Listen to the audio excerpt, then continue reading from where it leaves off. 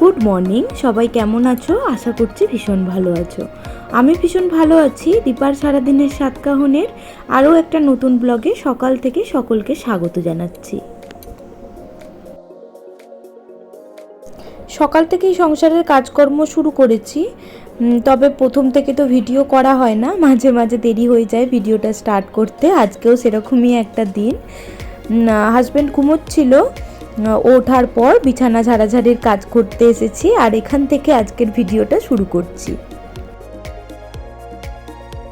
এই তো আমাদের মতো মেয়েদের কাছে সংসারটাই একমাত্র শান্তির জায়গা। যতই ভাবো না কেন, সংসারের কাজ নিয়ে দুশ্চিন্তা থাকুক না কেন, সংসারটা গুছিয়ে করার মধ্যে যে শান্তি রয়েছে তা কিন্তু অন্য কোথাও নেই বলেই আমি মনে করি। সংসারে এত পরিমাণ কাজ থাকে, তার মধ্যে একটা ছোট বাচ্চা রয়েছে, সব মিলিয়ে মিশিয়ে কিন্তু একটা হযবরল অবস্থা। তাও সবসময় চেষ্টা করি সবটাকে গুছিয়ে সুন্দরভাবে করার। আর এই সব কিছু গুছিয়ে সুন্দরভাবে করার পর মনের মধ্যে যে শান্তিটা আসে, সেটা কিন্তু কোথাও কিনতে পাওয়া যায় না।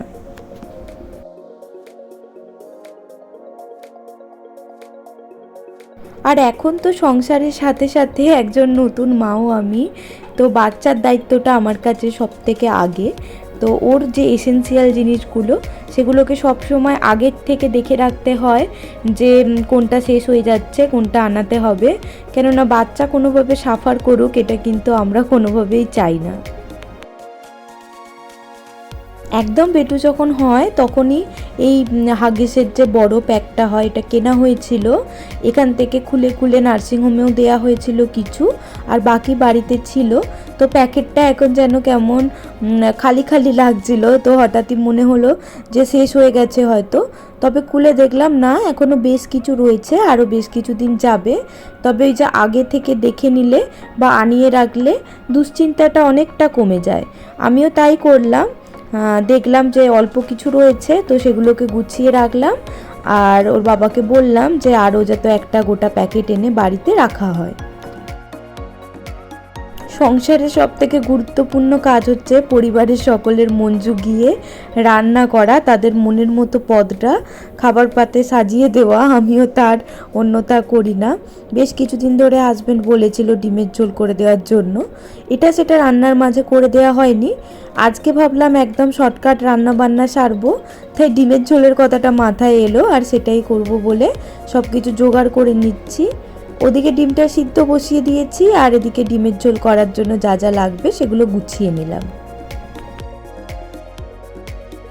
সংসারটাকে বড় করার জন্য বা সুন্দর করার জন্য অনেক জিনিস আমরা নিয়ে আসি, তবে সেগুলোর উপযুক্ত কেয়ার যদি করতে না পারি, সেগুলো কিন্তু একসময় মূর্ছা যাবে, এবং এখান থেকেই সংসারের অবনতিগুলো কিন্তু দেখা যায়। আর আমিও তাই মনে করি।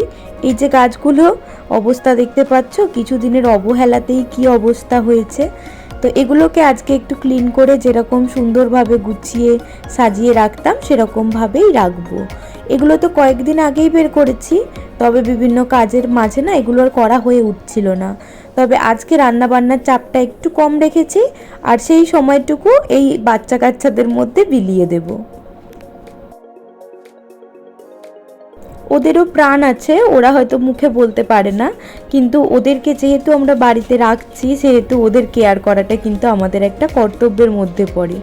তো আগে তো নিয়মিত জল টল পাল্টাতাম, তবে বেটু হবার পর থেকে আর সেইভাবে দেখাশোনা করতে পারিনি কিছুদিন, আর তারই ফলস্বরূপ এরকম অবস্থা হয়েছে। তবে একেবারেই যে কেউ দেখেনি তা নয়, আমার হাজব্যান্ড বা বাড়ির লোকরা জল পাল্টাতে না পারলেও জল কমে গেলেই কিন্তু জল দিতে থাকতো। তার ফলে গাছগুলোর কোনো ক্ষতি হয়নি, একটু মূর্ছা গেছে, সেগুলো আশা করছি আবার নিয়মিত পরিচর্যায় প্রাণ ফিরে পাবে।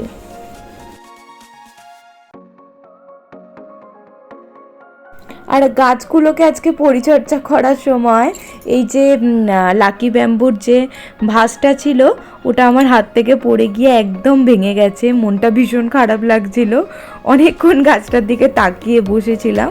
তবে সংসারে থাকতে গেলে এই ধরনের টুকটাক জিনিস হতেই থাকে, আবার একটা আনতে হবে, এটাই যা। তবে কিছু করার নেই, আসলে অন্যমনস্কতার জন্যই হয়তো হয়েছে, একটু তাড়াহুড়োর মধ্যে কাজকর্ম সারতে গেলে যা হয় আর কি। তবে যা হয়েছে আমি মনে করি ভালোর জন্যই হয়েছে। ওর হয়তো একটা নতুন ঘরের প্রয়োজন ছিল, আর ওই যে হাঁড়িটা ছিল ওটা একটু ছোটো মতন ছিল, তো এরপরে চেষ্টা করব একটু বড় ধরনের নিয়ে আসার। তো সব মিলিয়ে এই যে রান্না বান্না করতে এসেছি মন খারাপ নিয়েই বলতে পারো। বাপি যেহেতু ডিমের ঝোল খায় না, একটু ডাল করেছি আর তার সাথে একটু চাকা চাকা করে আলু ভেজে নিলাম। আর এই ফাঁকে ডিমগুলোকেও সব ছাড়িয়ে রেডি করে নিচ্ছি। এরপর ডিমের ঝোলটা বসিয়ে দিলেই আজকের মতো রান্না বান্নার কাজ মিটে যাবে। আজকে আসলে বৌদি এঁচোড় রান্না করে পাঠিয়ে দেবে বলেছে, তো শুধু ডিমের ঝোলটা করলে আর একটা তরকারি তো এমনিই দিয়ে যাবে, তো সেই জন্যই হালকা পাতলার উপর দিয়েই রান্না বান্না করছি, আর বিশেষ কিছু করব না। আর অন্যান্য দিনের তুলনায় আজকে একটু বেশি রান্না করছি, তার কারণ হচ্ছে অনেক দিন পর ডিমের ঝোল করছি। কেউ যদি এক আধ পিস বেশি খেতে চায় তাতে কোনো অসুবিধা যাতে না হয় তার জন্য। আর যদি বেঁচে যায় তাহলে রাত্রেও হয়ে যাবে, সেক্ষেত্রে আর রাত্রে কিছু রান্নার ঝামেলা থাকবে না। তো সব মিলিয়ে ভাবনা চিন্তা করে এইভাবেই সংসারটাকে এগিয়ে নিয়ে যাচ্ছি। এদিকে রান্না বান্নাটা হতে থাক, আর এদিকে তোমাদের সাথে আবারও কিছু পুরনো কথা বলে নিই। আমি দীপা আমার প্রত্যেক দিনের জীবনের কিছু মুহূর্ত বা কাজকর্ম এইরকমই একটা ভিডিওর মাধ্যমে তোমাদের মাঝখানে তুলে ধরি। যদি তোমরা এই ধরনের ভিডিও প্রতিদিন দেখতে চাও তো আমার চ্যানেলটাকে সাবস্ক্রাইব করে আমার পাশে থাকতে পারো। আর যারা নতুন তাদের উদ্দেশ্যেই এগুলো বলছি, আর যারা পুরনো অলরেডি আমার পাশে রয়েছে এবং নিয়মিত আমার ভিডিও দেখো এবং লাইক কমেন্টের মাধ্যমে অনুপ্রাণিত করে চলেছো, তাদেরকে জানাই অনেক ভালোবাসা। এই যে ডিমের ঝোলটা বসিয়ে দিয়েছি, আর আজকে না রান্নাঘরটা ভীষণ অগোছালো করে ফেলেছি। আসলে অনেকটা সময় ওদিকেই কাটিয়ে ফেললাম। জাগটা ভেঙে গিয়েছিল, কারোর পায়টায় যাতে না লাগে সেগুলোকে গোছালাম আমি আর আমার হাজব্যান্ড মিলে, তারপর সেগুলো বাইরে ফেলে দিয়ে এলাম। তো একটু দেরি হয়ে গিয়েছিল, সেই জন্য না আজকে হুড়োহুড়ি করেই রান্না বান্না করতে এসেছিলাম। আর এই যে ওদিকে ডিমের ঝোলটা বসিয়ে দিয়েছি, এখন যেটুকু টাইম হতে সময় লাগবে হোক। আর আমি প্রেশার কুকারে করে ডিমের ঝোল করি, এতে না তেলটা ভেসে ওঠে আর একটু মাংসের ঝোলের মতো দেখতে হয়, তো ওই জিনিসটা ভীষণ পছন্দ করি আমরা, তাই প্রেশার কুকারে করেই করি।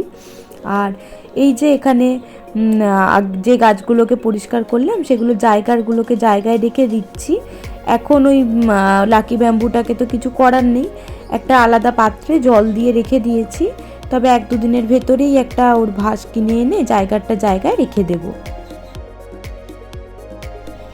এর ফাঁকে ডিমের ঝোলটাকে বন্ধ করে দিয়েছি, এখন প্রেশারটা রিলিজ না হওয়া অবধি ওইভাবেই রেখে দিয়েছি। তার সাথে যে টুকটাক বাসন পড়েছিল সেগুলোকেও মেজেছি, প্লাস রান্নাঘরটাও পরিষ্কার করে নিয়েছি, তারপর স্নানও সেরে ফেলেছি।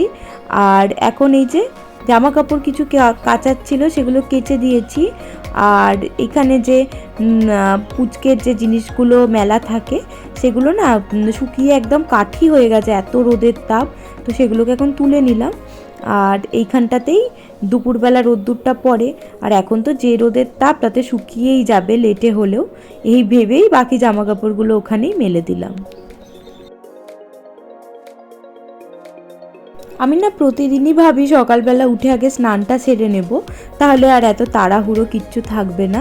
সব কিছু তাড়াহুড়োর মধ্যে না স্নান করার সময়টাই অনেক বেশি কমে যায়, তখনই দেখা যায় যে মাকে ভাত টাত বাড়তে যেতে হয়, বেটুকে ধরার একটা ব্যাপার থাকে, তার মধ্যে অনেকক্ষণ যেহেতু আমার কাছে থাকে না এই সময়টা একটু আসতেও চায়, তো নিজেকে সময় দেওয়াটাই অনেক বেশি কমে যায়। তবে যাই হোক, সেটা কোনো দিনই হয়ে ওঠে না। সকালবেলা উঠে ভাবি ঠিক আছে কাজগুলো সেরে নিই, এত গরমের মধ্যে স্নান করে নিলে আবার তো ঘেমে যাব, এই ভেবে বাকি কাজকর্ম সারতে চাই, আর শেষে কিন্তু নিজের সময়টাই অনেক কমে যায়। আর বললাম না সংসারটাকে সুন্দর করে গুছিয়ে করার যে আনন্দ আছে সেটা আর কিছুর মধ্যেই নেই মেয়েদের কাছে। এই যে এখন আবার এগুলোকে তুললাম, তো এগুলোকে আবার এখন গোছাতে বসেছি। আসলে অগোছালো কোনো কিছুই দেখতে অভ্যস্ত নয়, আর ভালোও লাগে না। অনেক সময় ভালো লাগে না বলে অনেকটাই বাদ দিয়ে ফেলি, তবে আবার পরের দিন চেষ্টা করি একটু বেশি এফোর্ট দিয়ে সেটাকে সুন্দর করে ফেলার। এই তো কাজকর্ম মোটামুটি শেষের দিকে। আর চলো আজকের আর বেশি কথা বাড়াবো না, আমার কাজকর্ম শেষ, আর সাথে ব্লগটাকেও এখানেই শেষ করছি। তবে তোমরা কিন্তু খুব ভালো থেকো, সুস্থ থেকো, আর অপেক্ষা করো আগামী দিনে আমাকে আরেকটা ব্লগ নিয়ে আসার সুযোগ দিও। চলো আজকের মতো এই পর্যন্তই, আবার দেখা হবে আগামীকাল আরও একটা নতুন ব্লগের সাথে। ততক্ষণ পর্যন্ত তোমরা সকলে কিন্তু ভীষণ ভালো থেকো।